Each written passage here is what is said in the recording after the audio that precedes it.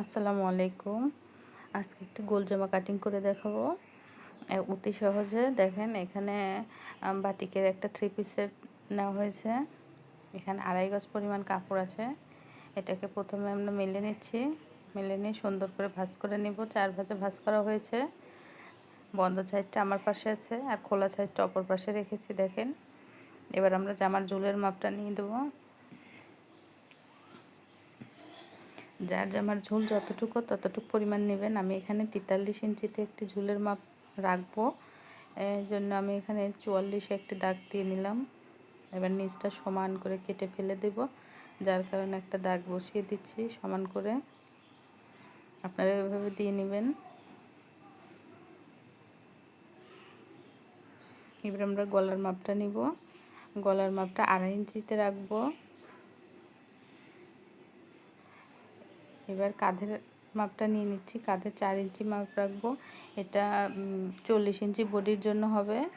এখানে আমরা আর্মহোলের জন্য 7 ইঞ্চিতে একটি দাগ দিয়ে নিলাম। এবার 7-এর যে মিডিল পয়েন্ট সেখানে আর একটা দাগ দিয়ে দিচ্ছি। তারপর আপনারা এই দাগটা একটু বাড়িয়ে দিবেন, দিয়ে কোণা থেকে 1.5 ইঞ্চি উপরে একটি দাগ দিয়ে সুন্দর করে 3টি দাগ মিলিয়ে দিবেন। এভাবে দেখেন খুব সুন্দর রাউন্ডটা হবে। তাহলে এবার আমাদের বডিটা হবে 40 ইঞ্চির। তাহলে আমরা 10 রাখলে 40 হচ্ছে, আমরা সেখানে 11 ইঞ্চিতে রাখছি। 2 ইঞ্চি সেলাই মার্জিনের জন্য রেখে দিচ্ছি। এবার আমরা এখান থেকে সাথে একটি দাগ দেব। এখানে আমরা পেটের মাপ দেব। পেটের মাপটা হবে আমাদের 36 ইঞ্চি। আমরা এখানে রাখছি। ওকে, দেখেন এবার সুন্দর করে আমরা দাগটা মিলিয়ে দিলাম, 2টা দাগ। এবার একটা শেপ কাট বসিয়ে সুন্দর করে নিচের রাউন্ডটা যতটুকু ঘের আছে জামার কাপড়ে পুরোটাই রেখে দিবেন। যেহেতু গোল জামা হবে, গোল জামার ঘেরটা বেশি হলে দেখতে অনেক সুন্দর লাগবে।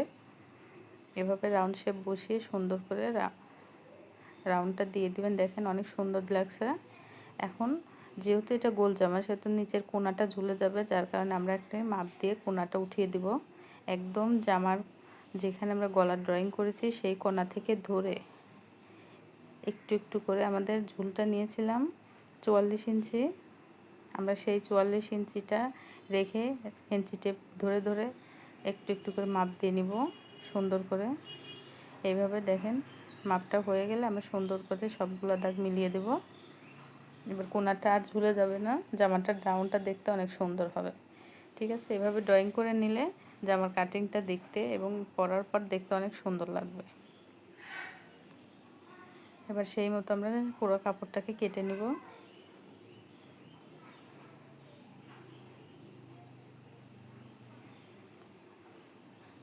দেখেন আমরা নিচেরটাকে সুন্দর করে কেটে নিলাম। নিচে যে বাঁকা অংশটুকু ছিল সেটুকু কেটে আমরা ফেলে দিয়ে নিলাম। ওকে, এইভাবে আমাদের পুরো জামাটা কাটিংটা কমপ্লিট হয়ে গেছে। আর গলাটা আমরা পরে কাটবো, এটা যখন আমরা পেস্টিং বসিয়ে নেব তখন কেটে নেব। এবার আমরা হাতাতে চলে আসি। আমরা হাতা কাটিং করব। হাতার লম্বা থাকবে হচ্ছে 18 ইঞ্চি। এখানে আমরা 19 ইঞ্চি ঝুলের জন্য নিয়ে নিলাম হাতের লম্বা। এবার নিচটাকে আমরা সুন্দর করে সমান করে নেব।